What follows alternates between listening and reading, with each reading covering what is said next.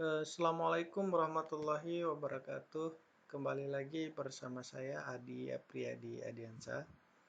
Di video kali ini saya akan menjelaskan salah satu skema di panduan penelitian dan pengabdian kepada masyarakat yang merupakan edisi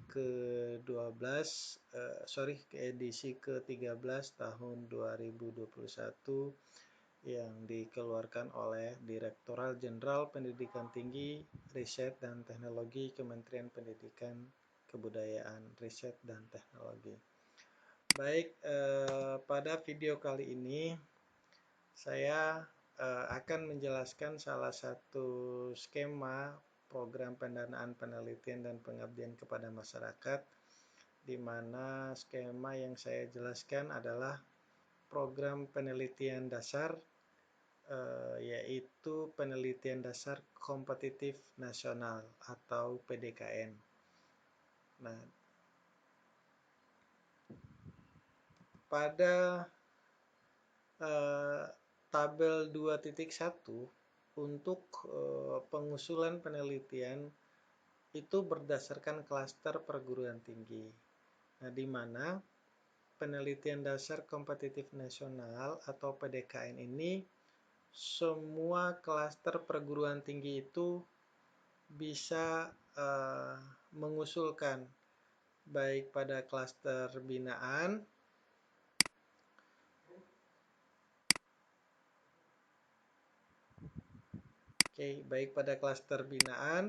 klaster madya, klaster utama maupun klaster mandiri. Karena di dalam penelitian dasar kompetitif nasional ini merupakan memiliki anggaran yang cukup luar biasa, kemudian di mana outputnya juga nanti itu sangat luar biasa terpenuhi. Jadi mungkin sekelas perguruan tinggi, misalnya sekolah tinggi, itu bisa melakukan penelitian dasar kompetitif nasional ini.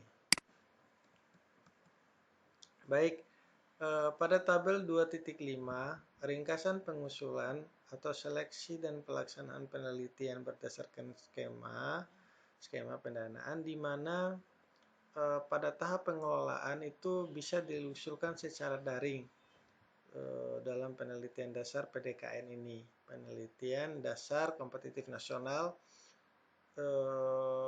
Pengusulan secara daring ini dilakukan dengan misalnya ada pengisian identitas pengusul, kemudian ada pengisian identitas usulan penelitian, kemudian mengisi kelengkapan usulan skema sesuai skema, kemudian persetujuan pimpinan.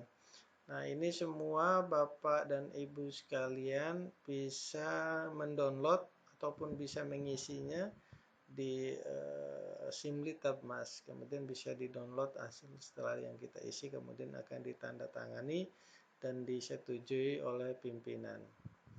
Kemudian tahap seleksinya untuk PDKN ini dilakukan dengan dua cara, yaitu seleksi dengan melalui penilaian pengusulan dan penetapan pemenang. Artinya di dalam tahap seleksi PDKN ini tidak melalui ada pembahasan usulan dan kunjungan lapangan, itu tidak perlu. Hanya saja yang dilakukan adalah penilaian usulan dan penetapan pemenang. Nah, kemudian tahap pelaksanaannya adalah seperti biasa, ada pengisian catatan harian, logbook, dan laporan kemajuan. Kemudian monitoring dan evaluasi internal, lalu monitoring dan evaluasi eksternal. Ini sama dengan yang saya jelaskan di video sebelumnya yang berkaitan dengan penelitian dosen pemula. Kemudian dalam pelaporan akhirnya, seperti biasa ada laporan akhir, ada laporan hasil, serta pengisian dan penilaian usulan lanjutan. Nah, seperti itu dalam ringkasan pengusulan seleksi dan pelaksanaan penelitian berdasarkan skema pendanaan untuk PDKN atau penelitian dasar kompetitif nasional. Selanjutnya, Dalam tabel 2.7 pun, ringkasan skema pendanaan, tim peneliti, dan waktu peneliti. Nah, dalam penelitian dasar kompetitif nasional ini, syarat bagi tim ini harus terpenuhi, di mana ada ketua pengusul berpendidikan doktor dengan minimal jabatan fungsional asisten ahli, atau berpendidikan magister dengan jabatan fungsional berkurang-kurangnya adalah lektor. Nah, jadi yang masih status S2 dengan jabatan sebagai asisten ahli masih bersabar untuk melakukan penelitian ini. Kemudian ketua pengusul memiliki rekam jejak publikasi minimal 2 artikel di database terindeks bereputasi dan atau jurnal nasional terakreditasi peringkat 1 atau 2 sebagai penulis pertama atau koresponden autor, atau 3 buku hasil penelitian ber-ISBN sebagai penulis pertama yang diterbitkan oleh penerbit anggota IKAPI setara atau penerbit internasional. Kemudian anggota pengusulnya 1-2 orang. Ini memang penelitian dasar kompetitif nasional ini memang sulit dilakukan karena rekam jejak dari ketua pengusul itu harus 2 jurnal yang sudah bereputasi atau jurnal yang Scopus, kemudian di jurnal nasional terakreditasinya juga harus sebagai penulis pertama atau koresponden dalam Sinta 1 dan Sinta 2, dan juga ada memiliki buku-buku yang sudah ber-ISBN minimal 3, jadi seperti itu. Nah, kalau saya dalam dalam penelitian dasar kompetitif nasional ini masih belum bisa mengusulkan karena saya masih statusnya magister dengan jabatan fungsionalnya asisten ahli. Itu.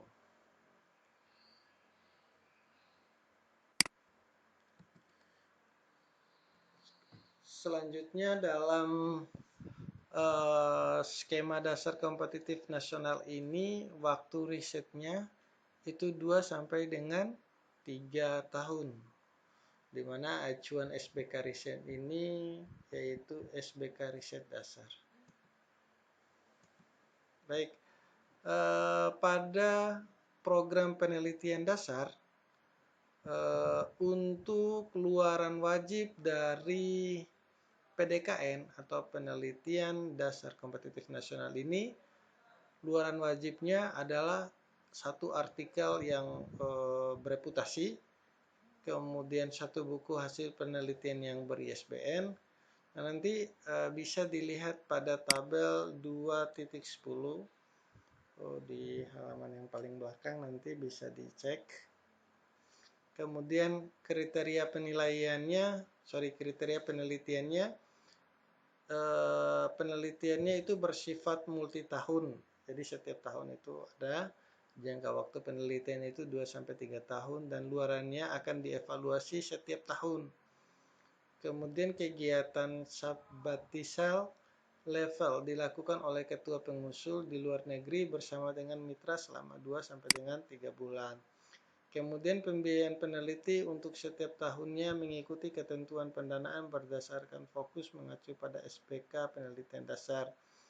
Kemudian khusus untuk sabbatical level, biaya mobilitas di luar dari SBK penelitian dasar dapat dianjurkan pada proposal sesuai lampiran 7.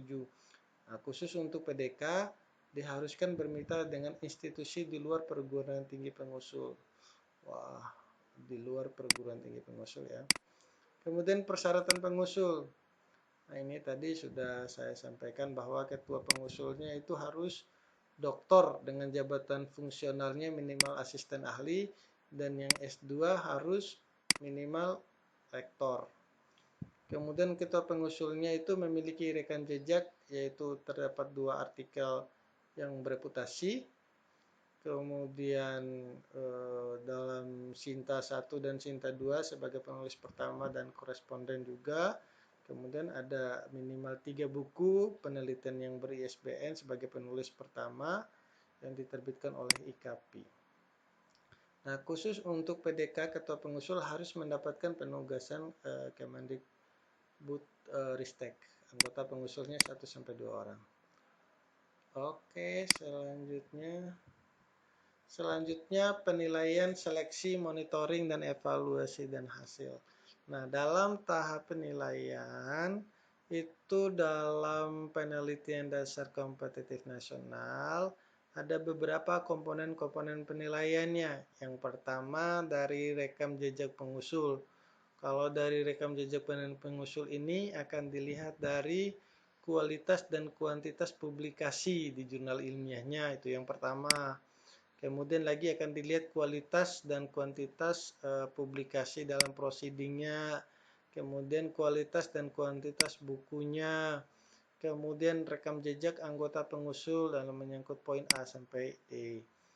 Kemudian komponen yang kedua adalah kelayakan usulan penelitian. Dalam kelayakan usulan penelitian ini dilihat dari relevansi usulan penelitian terhadap bidang fokus, tema, dan topik RIRN, kemudian kualitas dan relevansi tujuan, permasalahan, state of the art, metode, kebaharuan penelitian, dan inovasi produk penelitian.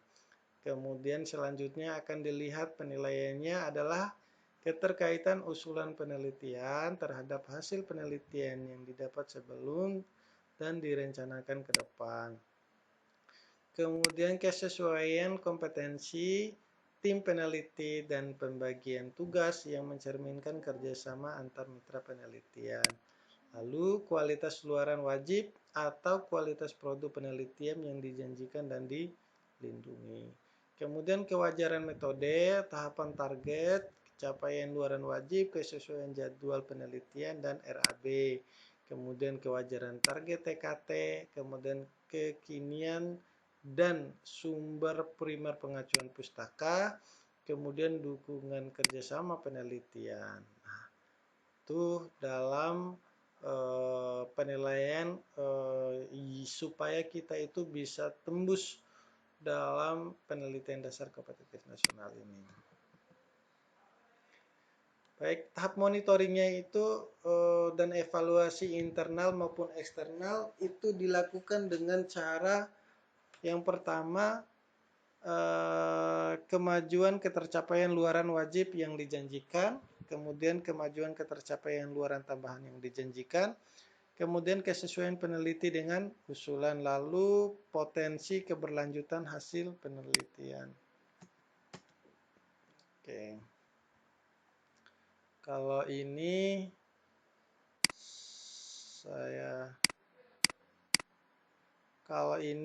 adalah luaran wajib program penelitian dasar PDKN.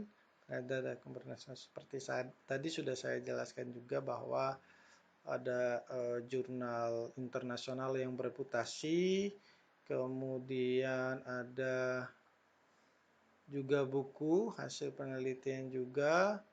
Itu semuanya harus terpublish,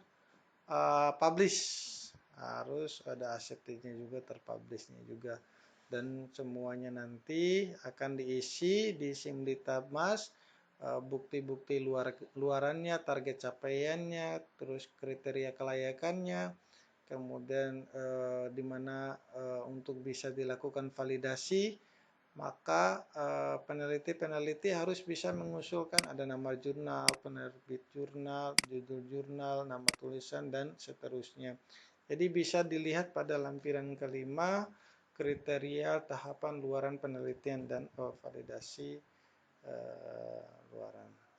Baik, terima kasih rekan-rekan sekalian. Semoga video ini juga bisa bermanfaat dan memberikan informasi kepada rekan-rekan untuk bisa aktif dalam melakukan penelitian dan pengabdian seperti yang disampaikan oleh seperti yang dikeluarkan oleh buku Direktorat Pendidikan Tinggi tersebut.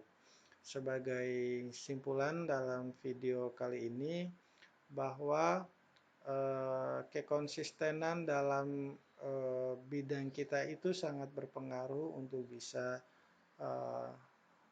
salah satu menjadi indikator penilaiannya. Kemudian yang kedua, rekam jejak dari publikasi karya ilmiah kita, kemudian bagaimana buku-bukunya kita dalam mempublishkan, itu merupakan salah satu indikator penilaian-penilaian yang terpenting dalam penelitian dasar kompetitif nasional ini. Nah, itu yang menjadi catatan singkat bagi saya. Mudah-mudahan video ini bisa bermanfaat, tapi jangan lupa di subscribe, like, and comment. Terima kasih rekan-rekan sekalian. Saya akhiri video tutor kali ini.